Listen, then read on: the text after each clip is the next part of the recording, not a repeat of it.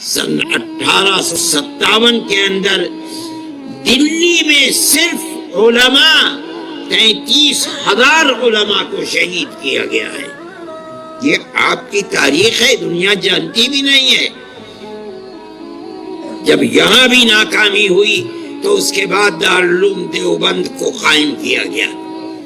اور وہ بھی عجیب چیز ہے کہ جب عام معافی کا اعلان ہوا تو علماء نے یہ دیکھا کہ وہ لوگ جن کی گھٹی کے اندر انگریز کی دشمنی تھی اور وہ 1857 کے اندر شہید کر دیے گئے، انہی کی یتیم اولاد سڑکوں کے اوپر بھیک مانگ رہی ہے. مرنے والا مر گیا، بیوہ ماں اپنے ناموس کی حفاظت کرتے ہوئے گھر کے اندر بیٹھی ہوئی ہے، اور اولاد کے پاس کھانے کو نہیں ہے، وہ بھیک مانگ رہے ہیں.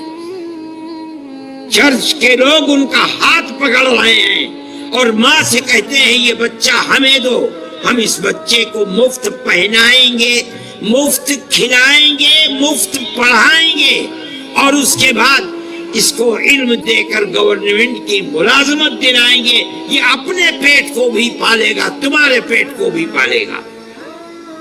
یہ ان کے لیے ایک بہت بڑی چیز تھی کہ جس کا باپ انگریز کی دشمنی کے ملک کی آزادی کے لیے اپنی جان قربان کر دیتا، آج انگریز اسی کے اولاد کو پکڑ کر اپنا وفادار بنا رہی ہے. یہ لوگ فقیر تھے، درویش تھے، ان کے پاس کچھ نہیں تھا. انہوں نے اعلان کیا، دارالعلوم دیوبند کی بنیاد ڈال دی سن 1866 میں، اور یہ کہا اپنی اولاد ہمیں دو، ہم اسے مفت پڑھائیں گے، مفت لکھائیں گے، مفت کتابیں دیں گے، کھانا دیں گے، اور مجاہد باپ کی اولاد کو مجاہد بنا کر دنیا کے سامنے پیش کریں گے. وہ اس میں کامیاب ہوئے. یہ حیرت کی بات ہے، انگریز اگر کہتا تھا کہ ہم اس کو کھانا روٹی دیں گے، پڑھائیں گے، اس کا دعویٰ یہ تھا کہ اس کی حکومت کے اندر سورج غروب نہیں ہوتا. ہندوستان کی دولت کو انہوں نے لوٹا تھا، وہ لوٹ رہے تھے، ان کے ہاتھ میں طاقت تھی. یہ تو درویش لوگ تھے، ان کے پاس صبح کا کھانا ہے تو شام کا نہیں، شام کا ہے تو صبح کا نہیں. ان کے اندر کہاں سے یہ طاقت پیدا ہو گئی؟